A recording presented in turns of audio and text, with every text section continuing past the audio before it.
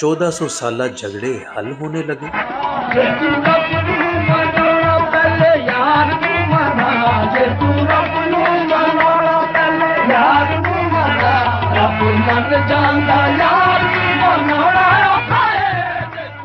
मुल्ला सूफी एक होने लगे, शरा इश्क दा वैर पुराना है। नंबर 6, हलालो हराम का अलग अलग मयार। हलालो हराम के मयारात दोनों के अलग अलग हैं। अहले शरीयत का मौक़िफ़ है कि जिन जानवरों के अंदर मखसूस खूबियां हैं उन्हें आप ज़िबा कर सकते हैं, और ज़िबा करते वक्त तकबीर अल्लाहु अकबर कहकर जानवर के गले पर छुरी फेरी जाएगी तो वो इंसानों के खाने के लिए हलाल तसव्वुर होगा। जबकि अहले तरीक़त कहते हैं कि जो चीज़ें आपका नफ्स मांग रहा है वो हराम है, और जो आपकी रूह मांग रही है वो हलाल है। और अगर आपने हलाल तरीके से रिज़्क़ कमाया है और हलाल पैसों के साथ जो चीज़ें ख़रीदी हैं वो आपके लिए हलाल हैं, और अगर आपकी कमाई हलाल ना है तो फिर आप जितनी मर्ज़ी तकबीरें पढ़ लें, आपका वो जानवर और उसका गोश्त आपके लिए हलाल नहीं है।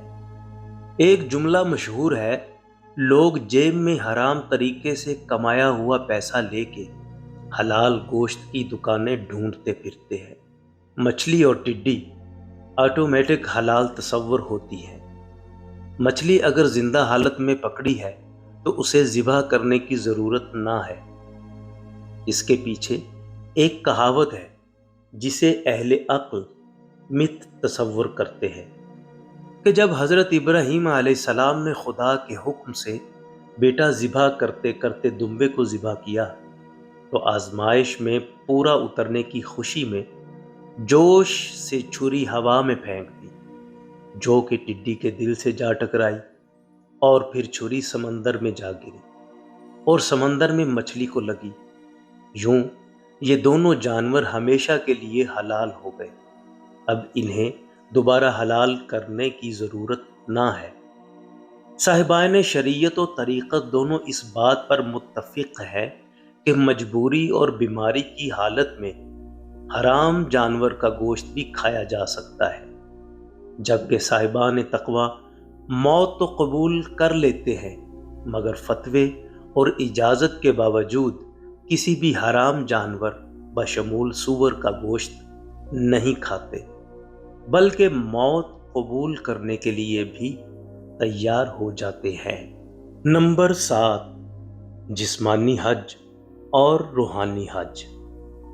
अहले शरीयत कहते हैं कि खाना काबा अल्लाह का घर है और हज तब होगा जब आप मक्का जाकर खाना काबा का तवाफ़ करेंगे और कुछ मजहबी रसूमात यानी मनासिक हज अदा करेंगे। अहले तरीक़त का मौक़िफ़ है कि खुदा और बंदे के दरमियान बहुत से हिजाबात हैं। वो है तो शाहरग से करीब, लेकिन बारीक पर्दे दरमियान में हाइल होने की वजह से नज़र नहीं आता। जब तक वो हिजाबात दूर ना हो तब तक हज मुकम्मल नहीं होगा। जिसने घर बैठे वो हिजाबात दूर कर लिए, उसका हज घर में बैठे बैठे हो गया। अब उसके लिए सफ़र हज पे जाना ज़रूरी ना है। मक्के गयों गल मुकदी नाही, जे बंदा दिलों ना मुकावे, उन्नू मक्के जान दी लोड़ नहीं, जिदा यार नू वेखियां हज हो। अहले तरीक़त के नज़दीक हज 73 अंबिया का उर्स है। 70 अंबिया की कब्रें एक ही जगह पर हैं, जबकि 3 अहम अंबिया ने बहुत से तारीख़ी अफ़आल जहाँ जहाँ किए, उम्मत या तो उन्हें दोहराती है या उस जगह की ज़ियारत करते हैं। 70 अंबिया के अलावा हज़रत मोहम्मद सल्लल्लाहु अलैहि वसल्लम, हज़रत इब्राहीम अलैहिस्सलाम, हज़रत इस्माईल अलैहिस्सलाम, हज़रत हाजरा अलैहिस्सलाम। माई हाजरा को बैक वक्त बेटे की फ़िक्र और पानी की तलाश थी। کہیں تیز دوڑتی تھیں، کہیں آہستہ۔ وہ ادائیں اللہ کو اتنی پسند آئیں کہ اللہ نے انہیں پریزرو کر دیا۔ خانہ کعبہ پہلے حضرت ابراہیم علیہ السلام کا رہائشی گھر تھا۔ اللہ تعالیٰ نے صرف گھر کی قربانی مانگی۔ جب حضرت ابراہیم علیہ السلام نے گھر خالی کیا تو حضرت ہاجرہ علیہ السلام اور حضرت اسماعیل علیہ السلام نے بھی گھر وقیٹ کر دیا اور برتن اٹھانے کی بجائے خدا کو بن مانگے ڈونیٹ کر دیے۔ یہ ادا بھی اللہ کو بہت پسند آئی اور اللہ نے انہیں بھی پریزرو کر دیا، جو آج بھی خانہ کعبہ کی چھت سے لٹک رہے ہیں۔ حضرت محمد صلی اللہ علیہ وآلہ وسلم کی جو سنتیں پریزرو کی گئیں ان میں نمازیں جمع کرنا بھی شامل ہے۔ کسی جگہ آپ نے ظہر عصر اکٹھی پڑھی اور کسی جگہ مغرب عشاء۔ اب رہتی دنیا تک کے مسلمانوں پر فرض ہے کہ جو نمازیں حضرت محمد صلی اللہ علیہ وآلہ وسلم نے اکٹھی پڑھی، مسلمان انہیں الگ الگ نہیں پڑھ سکتے۔ سکھوں کے گرو بابا گرو نانک کا واقعہ ہے کہ پیرانہ حالت میں جب حج سے فارغ ہوئے تو تھکاوٹ کی وجہ سے ٹانگیں دراز کر کے خانہ کعبہ کے صحن میں لیٹ گئے۔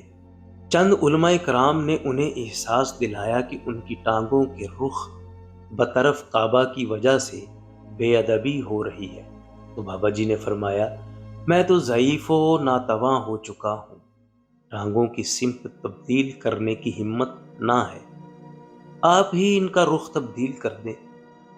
ویسے مجھے تو ہر طرف کعبہ ہی نظر آتا ہے۔ جب علماء اکرام نے ان کی ٹانگیں کھینچ کے دوسری طرف کیں تو کیا دیکھتے ہیں کہ کعبہ اپنی جگہ سے ڈسپلیس ہو کر ٹانگوں کے سامنے آ گیا، حتیٰ کہ ان کی ٹانگوں کو 360 کے زاویے سے ہر طرف کر کے دیکھا گیا۔ ہر بات کعبہ سامنے نظر آیا۔ اہل شریعت کا موقف ہے کہ یہ واقعہ جھوٹا ہے، نہ تو ایسا ہوا اور نہ ہی ہو سکتا ہے، جبکہ اہل طریقت کا موقف ہے کہ اس وقت بابا جی نور توحید سے پر نور تھے۔ اس نور کے احترام میں کعبہ ہر بار سامنے آ جاتا۔ بالآخر علماء کرام نے بابا جی کو ان کے حال پہ چھوڑ دیا۔ نمبر 8، متنازع سجدے۔ اہل شریعت کے نزدیک انسانوں کو سجدہ کرنا حرام ہے، جبکہ اہل طریقت کہتے ہیں، پانی چھنے وچوں کاں پیتا، تیرے وچوں رب ویکھیا، تینوں سجدہ تاں کیتا۔ بزرگان فرماتے ہیں کہ اگر ایک بندہ اللہ اللہ کرتے رب کے ساتھ ڈیزالو کنیکٹ ہو گیا ہے اور اس کی بشری صفات فنا ہو گئی ہیں اور اس کے شاگرد یعنی مرید نے اپنے پیر و مرشد کے اندر ازلی نور دیکھ لیا ہے، تو پھر سجدہ اگر کرتا ہے تو وہ سجدہ انسان کو نہیں رب کو تصور ہوگا۔ ویسے قرآن میں تاریخی واقعہ درج ہے کہ جب حضرت یوسف علیہ السلام کا عروج باپ اور بھائیوں نے دیکھا تو وہ سب سجدے میں گر گئے، جسے رب نے پسند فرمایا، کیونکہ حضرت یوسف علیہ السلام کو جو عروج ملا وہ رب العالمین کا ہی عطا کرتا تھا۔ نمبر 9، اشرف المخلوقات کو سجدہ۔ عام طور پر مسجد کے اندر سجدہ رب کو کیا جاتا ہے۔ کبھی کبھی مسجد بھی بندے اشرف المخلوقات یعنی انسان کامل کو سجدہ کرتی ہے۔ واقعہ کچھ یوں ہے کہ حضرت علاء الدین صابر کلیری حضرت بابا فرید کے مرید ہونے کے علاوہ بھانجے بھی تھے۔ ان کو حکم ملا کہ کلیر شریف میں جا کر تبلیغ کرو۔ وہ تبلیغ کرنے گئے تو وہاں مسجد میں جمعہ پڑھنے گئے تو معلوم ہوا کہ مسجد کے اندر فرسٹ کم فرسٹ سٹ کی بجائے سٹیٹس بیسڈ سرٹیفکیشن غلبہ پا چکی تھی۔ پہلی صف کے رکھوالوں نے حضرت علاء الدین صابر کلیر کو پہلی صف میں نہ بیٹھنے دیا۔ اسی طرح دوسری تیسری صف کی حفاظت کرنے والوں نے دوسری تیسری صف میں نہ بیٹھنے دیا۔ ان کو اتنا زیادہ پش بیکورڈ کیا گیا کہ آپ جوتیوں والی جگہ پر بیٹھنے پر مجبور ہو گئے۔ جیسے جیسے ان کو پیچھے دھکیلا گیا ویسے ویسے ان کے اندر جلال آتا گیا اور ان کی مظلومیت میں بھی اضافہ ہوتا گیا۔ مذہبی حوالوں کے مطابق اللہ پاک مظلوم کے بہت قریب ہوتے ہیں۔ وہاں کا نظام یہ تھا کہ پہلی صف بادشاہ وقت اور ان کے خاص مہمانوں کے لیے مختص تھی، دوسری صف وزراء کے لیے ریزرو تھی، تیسری بڑے تاجروں کے لیے، چوتھی درمیانے تاجروں کے لیے، اینڈ سو آن۔ یوں بھی کہہ سکتے ہیں کہ پہلی صف کھرب پتیوں کے لیے تھی، دوسری ارب پتیوں کے لیے، تیسری کروڑ پتیوں کے لیے اور چوتھی لکھ پتیوں کے لیے مخصوص تھی۔ جب حضرت علاء الدین صابر کلیر حالت غضب میں آ گئے، لوگ سجدے میں جا چکے تو انہوں نے مسجد کو حکم دیا، اے مسجد، تو جانتی ہے کہ لوگوں کے رویے سے میں تو ختم ہو چکا، میرے اندر اس وقت رب العالمین آ چکا ہے جسے تو دیکھ بھی رہی ہے اور پہچان بھی رہی ہے، تجھے حکم ہے کہ مجھے سجدہ کر، یعنی اس رب کو سجدہ کر جو اس لمحے مجھ سے بہت قریب، بلکہ اللہ میرے دل کے اندر۔ تو مسجد سجدہ کرتے کرتے دھڑام سے گری، تقریباً آدھے لوگ ہلاک ہو گئے اور آدھے زخمی ہو گئے۔